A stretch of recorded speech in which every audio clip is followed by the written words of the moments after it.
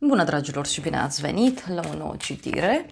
Dacă titlul te-a atras, înseamnă că ai aici cu siguranță un mesaj pentru tine.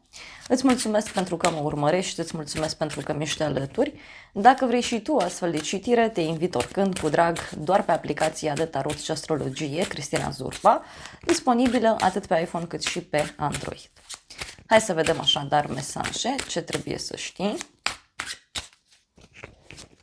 Să vedem. Ok, a început citirea cu un 10 de spade. Cineva suferă, cineva se simte pus la pământ. La baza pachetului avem 5 de spade, 4 de spade, 5 de bâte. Cineva, nu știu, parcă stă și se enervează, da? Parcă e cineva care stă și analizează prea mult o situație, poate e vorba de o persoană care are prea multe lucruri de făcut. De asemenea, putem să discutăm aici, uite, și despre cineva care e supărat sau supărată, da? Cuiva nu-i convine, fie un drum, fie o situație care pare nedreaptă. Pentru unii dintre voi putem să discutăm aici, uite, și despre o persoană care e stresată, cineva care nu știe ce să facă, cineva care nu știe încotro să se ducă. Poate, de asemenea, discutăm și despre un personaj aici care, cum să zic eu, e supărat, da? E un personaj căruia nu îi place această tăcere. Poate să fie și cineva care apelează la tăcere tocmai pentru a evita o anumită luptă. Pentru tine avem 10 de spade. Aici 10-ul ăsta de spade îmi spune că e ca și cum te simți copleșit de tot felul de lucruri. Poate să fie o perioadă aglomerată pentru tine. Poate din punct de vedere mental simți o presiune. Tot 10 de spade poate să reprezinte și un sfârșit mai dur, un sfârșit eliberator. Ia să vedem noi ce spune și tarotul.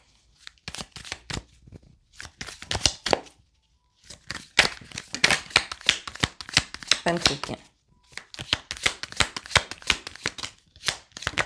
Judecata avem aici, da? Judecata, Marea Preoteasă, Asul de cupe. Uite, poate să fie, nu știu, și un moment, da, în care poate ai aflat o informație, un secret. Poate să fie și o perioadă în care spui tot ceea ce simți, spui tot ceea ce gândești, pentru că e posibil ca acest 10 de spade să te facă să te simți așa pus oarecum la pământ. Și atunci e normal să-ți exprimi gândurile, emoțiile. Mai poate să fie și o perioadă în care ești mai sensibil din fire, da? Și atunci ești pregătit să spui lucrurilor pe lume doar pentru liniștea ta. Însă, dacă e să discutăm de acest 10 de spade, care poate să reprezinte și un moment de, nu știu, epuizare, aici e ca și cum îți recapeți energia. Dar, repet, pentru unii parcă e vorba de o situație nouă în care sunteți puși.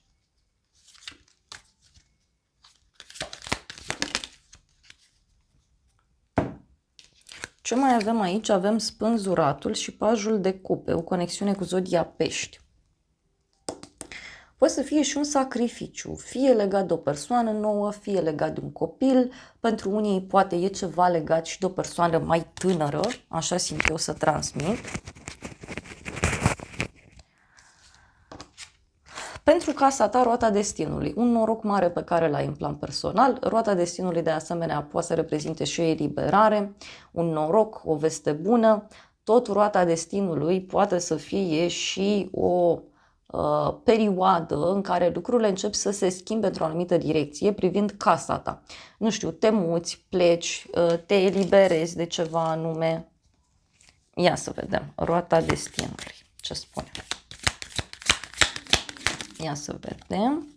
Și avem așa, regina de cupe, deci o conexiune cu o zodie de apă, rac, scorpion sau pești pentru casa ta. O persoană aici blândă, iubitoare, este o persoană răbdătoare, cineva care dă mereu vorbe frumoase. Persoana aceasta poate avea un rol foarte important. Iar apoi avem 9 de monede. 9 de monede poate să reprezinte și faptul că ești foarte stabil din punct de vedere material sau poate să reprezinte și faptul că reușești să-ți dobândești o anumită independență. Pentru unii e ca și cum aveți ceva de reparat în casă sau poate așteptați un răspuns legat de o moștenire, o împărțire de bani. Ceva e aici. Doar că e ca un fel de obsesie, văd eu, pe care cineva o are.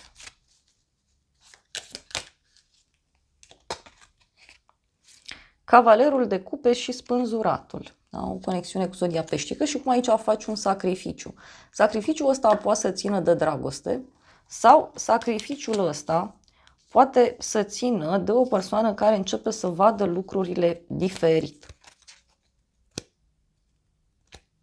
Uite, e un personaj care are prea multe opțiuni sau e un personaj care nu vede lucrurile foarte clar. În curând 8 de cupe, în curând văd că abandonezi ceva, dai ceva la spate, da? Poate să fie și un proiect pe care l-ai în desfășurare și îl dai la spate. 8 de cupe poate să reprezinte și faptul că sacrifici ceva anume, renunți la un anumit lucru.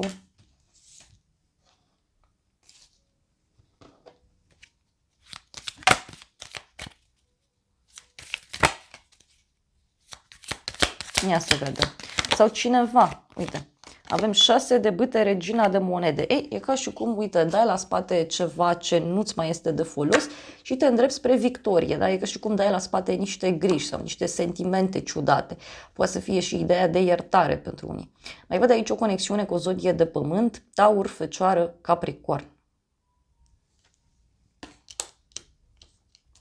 Poate să fie o realizare care ține de o persoană stabilă financiar.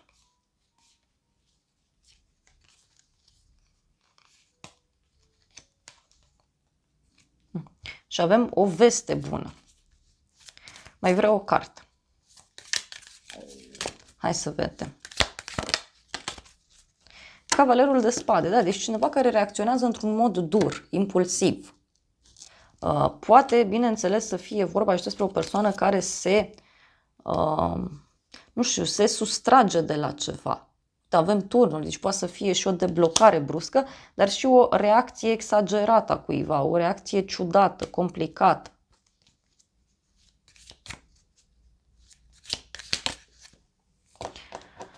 Opt de bâte. Deci în curând aici tu primești niște vești fulger care apar. În viitor, 2 de cupe, în viitor aici o întâlnire cu o persoană dragă ție și o discuție de la inimă la inimă.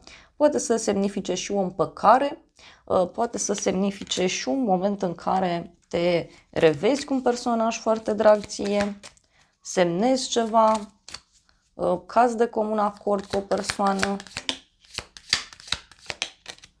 Uite, avem 2 de cupe și 10 de monede, iar apoi avem puterea, o conexiune cu zodia Leu. În viitor, văd aici că e ca și cum dobândești o putere mai mare pentru casa ta, pentru familia ta. Mai poate să însemne și un moment în care iei o hotărâre importantă în relația de cuplu. E o hotărâre care are legătură și cu o situație toxică, dar și cu un fel de obsesie. Da? Deci știi, cineva care are ca un fel de obsesie, poate să fie și o persoană foarte geloasă.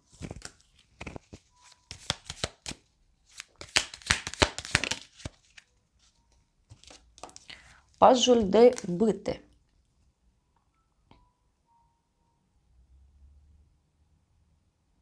O bucurie. Poate să fie vorba și despre o persoană nouă pe care o cunoști. Cineva care își dorește cumva să se apropie de tine.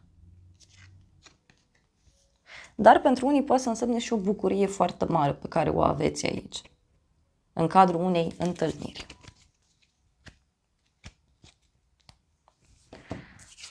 Ce nu știi tu, regina de cupe, o conexiune cu o zodie de apă, din nou, rac, scorpion sau pești.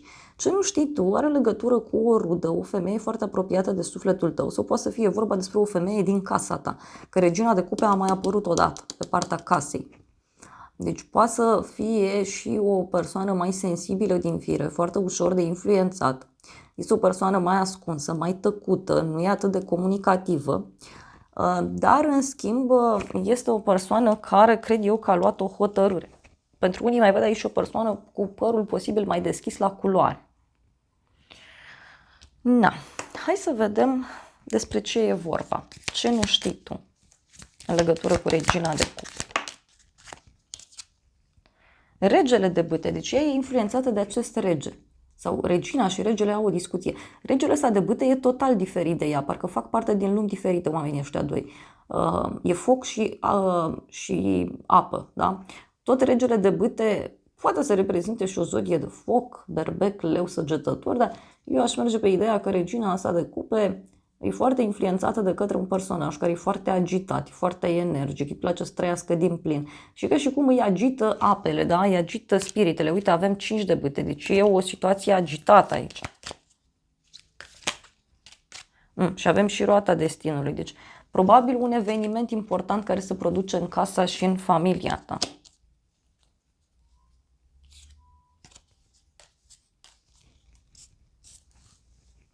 Mai vreau o carte. Ce nu știi tu?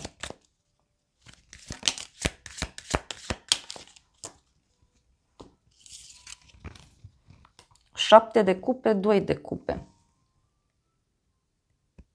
Cineva care face tot felul de promisiuni sau cineva care are mai multe opțiuni. Poate să fie vorba și despre un cuplu din jurul tău care nu vede lucrurile foarte clar și e posibil ca acești oameni să ia niște decizii destul de ciudate, destul de complicate.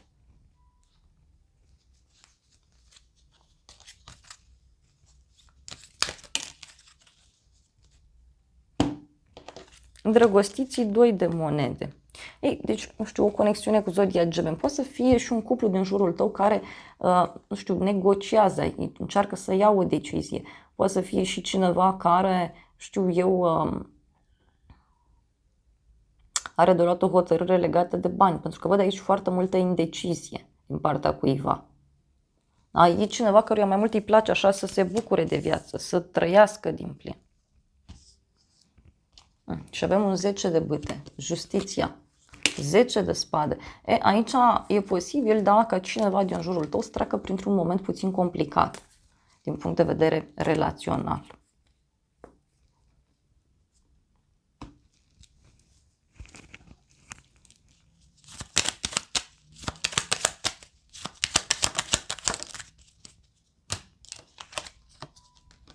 Avem o relație bună, da? O relație frumoasă între două persoane. Să vedem ce nu știi tu.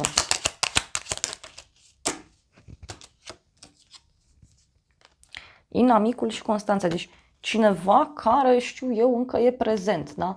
Poate să fie o altă persoană care e în relația voastră, poate să fie vorba despre cineva care, nu știu, e mai dușmănos din fire. De aici un bărbat care are foarte mari probleme. Un personaj foarte instabil. Dar ce văd eu aici e și o rezolvare. Interesant. Pe neașteptate, lumea. Pe neașteptate un succes, o bucurie, o eliberare, o călătorie îndepărtată pe care cineva o face. Pe neașteptate, lumea aici poate să reprezinte și un ajutor pe care îl ai, o eliberare foarte mare. Lumea, de asemenea, mai poate să reprezinte în acest context și un nou început, o călătorie poate îndepărtată.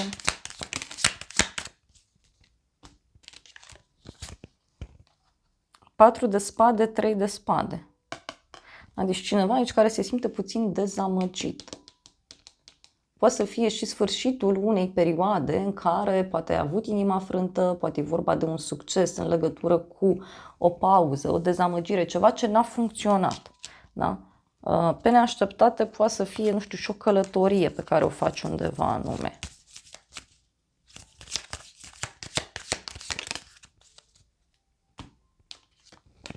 Diavolul, o conexiune cu un Capricorn. Poate să fie faptul că te vindeci de ceva toxic, de ceva complicat.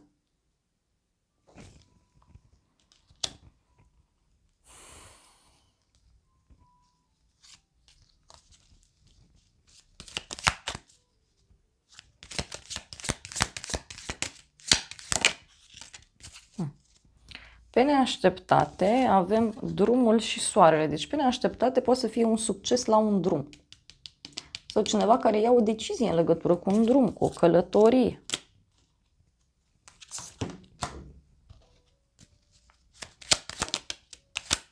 Uite, pe neașteptate un drum sau cineva care face drum către tine.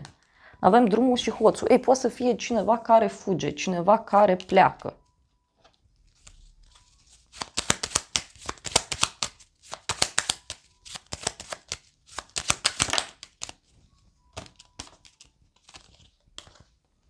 Avem banii și dragostea. Poate să fie cineva care, știu eu, îți trădează poate chiar încrederea, doar că e acel moment în care zici gata, punct, până aici.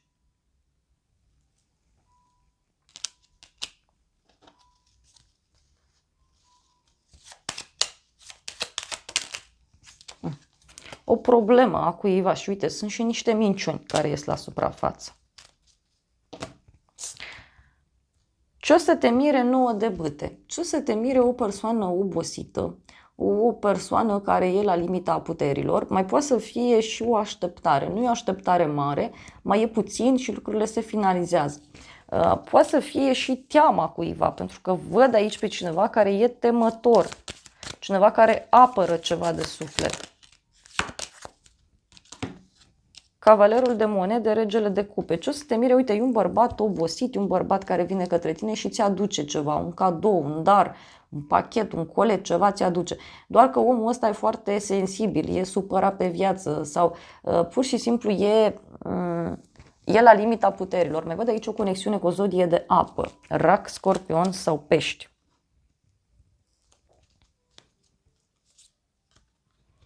Cavalerul de bâte, 9 de cupe. Dar, repet, e ceva ce se rezolvă.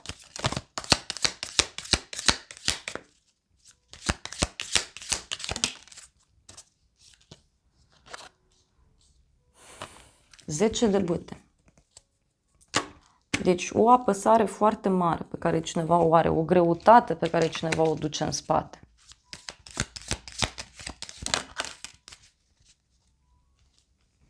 Și e cineva, uite, care are niște regrete, dar avem și steaua. Da? Deci cineva care regretă ceva ce a făcut, însă steaua aici totuși mi arată că persoana aceasta este dispusă să se arate așa cum e, să fie sinceră, să rezolve lucrurile într-un mod favorabil. E ca și cum e o decizie de ultim moment și avem justiția 10 de cupe.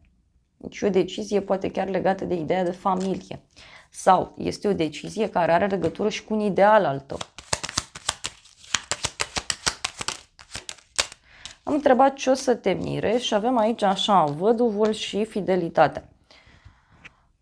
Două persoane, sau mă rog, o persoană care e prietenoasă, e bună, e o persoană care e în așteptare. Dar e și cineva căruia, nu știu, îi pare rău. E ca și cum aici o relație s-a terminat, dar cineva nu înțelege. Sau o situație s-a finalizat, dar cineva nu înțelege.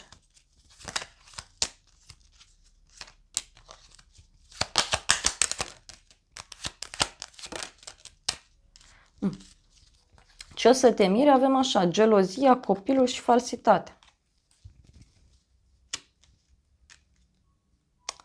Deci o persoană falsă, nu știu, afli despre un cuplu nou format sau afli despre cineva că a mințit cu un anumit lucru.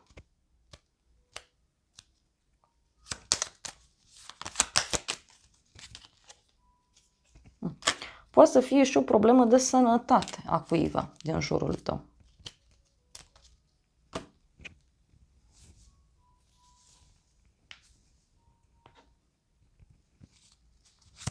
Ia să vedem ce spune acest oracol. Avem așa, pasărea Phoenix, o fază nouă, renaștere, transformare. Iar apoi avem alegeri sănătoase.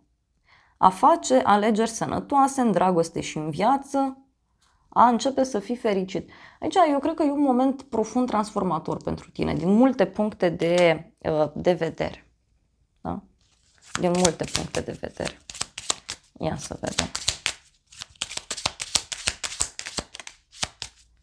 Și avem așa, casetă, da, ceva ce se repetă, o relație karmică, da? E vorba de un eveniment care se repetă aici pentru tine. Și avem trigăre, o întorsătură a unei situații, lecții, Știți, mă rog, e ca și cum zici, uite, că tot se repetă povestea asta, se repetă mesajul ăsta și atunci văd aici că e posibil să renunți, da, și să te iubești pe tine. Pentru că e ceva, repet, care, nu știu, peste care tu nu poți să treci.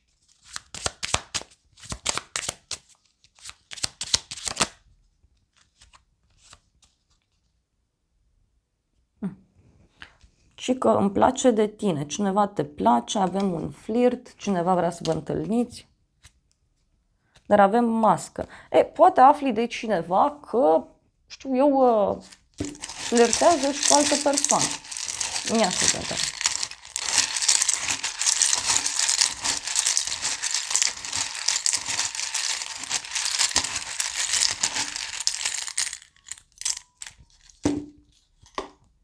Avem așa. Ziua de miercuri, o veste onorabilă, o veste bună, apoi avem mâine, armonie. Cici, eu cred că e o veste care ție ți-aduce liniștea, cumva pune lucrurile în echilibru.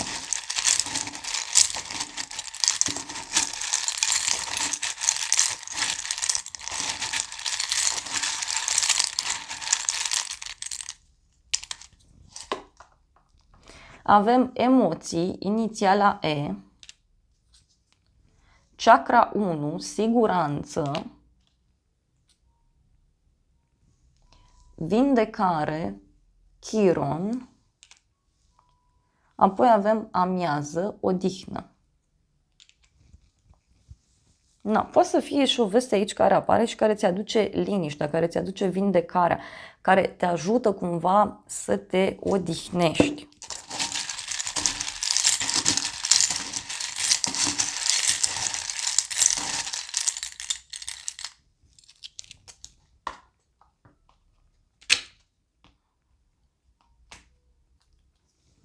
Numărul 33, vei reuși ce gândești. Maturitate, muncă, zodia Capricorn, apoi avem elementul pești, vis sensibil. Eu cred că are legătură și cu a-ți îndeplini un vis. Și de aici lucrurile e posibil să meargă într-o altă direcție, din punct de vedere personal. Dragilor, acestea au fost previziunile de această dată. Eu vă mulțumesc pentru prezență, vă îmbrățișez cu drag, sper din suflet să vă fie de folos informațiile și să ne revedem cu bine și data viitoare. Eu vă doresc să aveți parte de o zi sau de o seară cât mai frumoasă.